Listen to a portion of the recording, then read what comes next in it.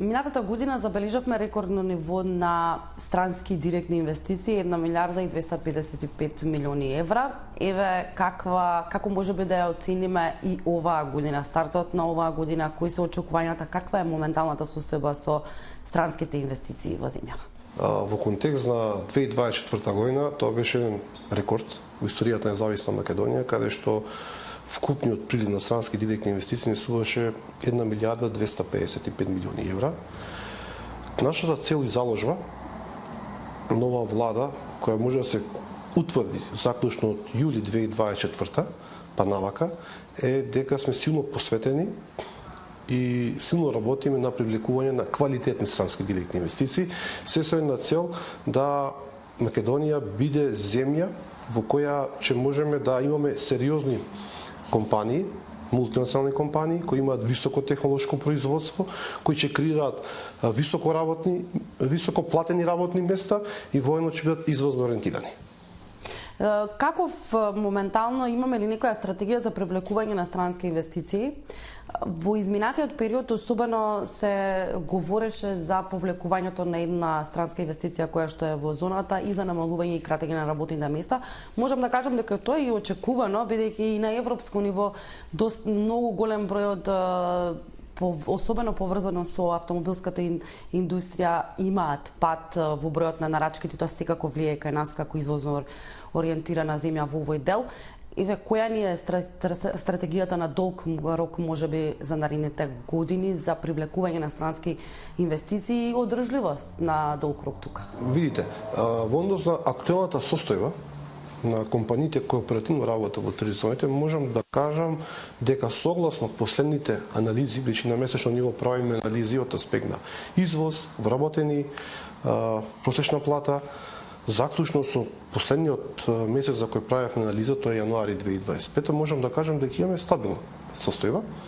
Да, имаше најава официјално од страна на Аптив, стигна до нас таа информација дека согласно планот на Аптив на worldwide ниво да прават одено реструктурирање, каде што Аптив Македонија има во план да го намала производството или пак да ја продаат компанијата. Како ќе биде, тоа ќе се знае крајот на 2026. Од аспект на податоците што ги имаме за заклучно со јануари 2025, можам да констатирам дека немаме некои сериозни поместувања во делот на број на вработени, во делот на пример на просечната исплата нето плата. Ако ви кажам дека во декември 2024 година исплатената просечна нето плата на сите компании во тир зоните е скоро 50.000 денари нето, за разлика од она што е на ниво на цела Македонија, кој изнесуваше околу 43.500. Сакам да кажам дека тука има некоја стабилна состојба.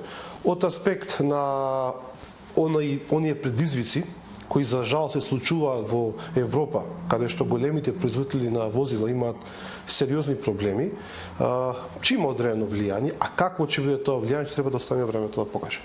Како да станеме поконкурентна земја за привлекување на странски инвестиции? Дали тука имаме некој особен таргет и план?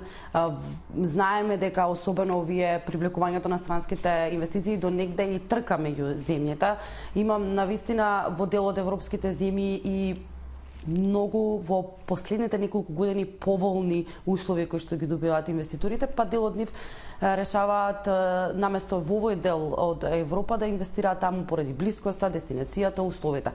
Како сме ние на ова ниво? Дали треба нешто да промениме согласно претходните закони кои што постоја и поволности кои што ги добиваат странските инвеститори, за да станеме поконкурентни пред се во регионот, па и во Европа? Видите, ако земеме направиме анализа законот со 2024, бројките покажуваат дека сме конкуренти. Да, сакаме да бидеме ниво погоре и тоа е целта на нова влада, како да бидеме поконкуренти за да привлечеме квалитетни странски инвестиции. Кога велам квалитетни, пак ќе кажам, високо технолошко производство, кои ќе креираат високо платени работни места, кои ќе имаат своји центри за развој и истражување и воено ќе креираат сериозен извоз, но ќе бидат извозориентирани. Од аспект на таа стратегија и таа цел и заложба нова влада, ние направивме одредени законски измени во одредени закони, во одредена регулатива, се со цел да направиме еден вид усогласување со глобалните трендови во делот на привлекување на странски директни инвестиции, за на крај да бидеме поконкурентни. Сакам да укажам на еден податок, од кога сум тука, веќе сум тука 7-8 месеци, високи представници на држави во регионот беа кај мене лично и побара еден вид совет, сакаат да окупират концептот на ТРИС. Зошто? Зашто според нив концептот на ТРИС е нешто што стварно креира успех во делот на привлекување на странски инвестиции. Така да нашата цел е ова што го имаме да го напредиме ниво погоре, се со цел да една средина Македонија да биде, која ќе биде атрактивна, која ќе биде и одржлива на долго за секој вид на инвестиција во државата. Атрактивна и одржлива, морам да го посечам тука и моментот дали се размислува или нешто плански се планира во однос на можам апелите кои што се ги имаат веќе постојните инвеститори кои што се наоѓаат во зоните, а тоа е секако подобрување на инфраструктурата како еден од клучните, поголема достапност на некои проблеми кои што ги имаат. Каде сме на ова поле? Дали се работи? Имате ли некои наредни планови за да може секако и тоа што е постоечко да се надогради? Видите, ние цело време сме во комуникација со компаниите, имаме сектор што се грижи за корисниците и сите оние акумулирани проблеми од претходно, гледаме во рамки на закон да ги решаваме. Тоа е еден битен аспект, зашто веќе сакаме да понудиме на секој инвеститор да се чувствува комотно, да работи оперативно и да додава доадна вредност во економијата. Од аспект на инфраструктурата можеме да констатираме дека оваа влада, начело со премиерот професор доктор Христијан Мицкоски, има сериозен план за реализација на капитални инвестиции. Дали биле тоа во делот на општините или во делот на цела држава, автопати. Така да, од тој аспект се работи сериозно и со цел да обезбедиме квалитетна инфраструктура, каде што знаеме дека колку е битна квалитетната инфраструктура за развој на економијата, пред се за странски директни инвестиции.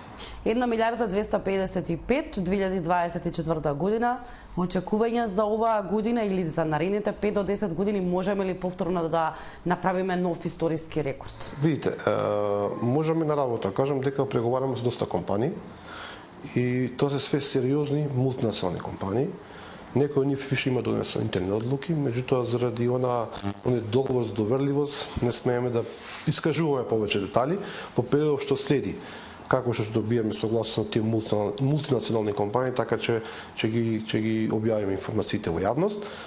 Она што можам да констатирам од досегашните комуникации, разговори, преговори со сите тие мултинационални компании, дека постои сериозна заинтересираност за инвестирање во нашава држава.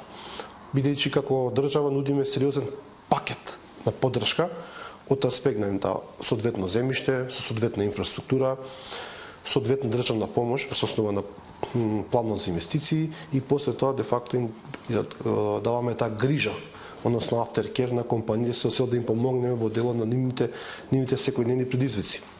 Така да нашите очекувања, заложба и цел да 2025 ја продолжиме подобро од она што завршиме во 2024 година. Јас ви благодарам за гостувањето во Bloomberg. Ви благодарам за поканата.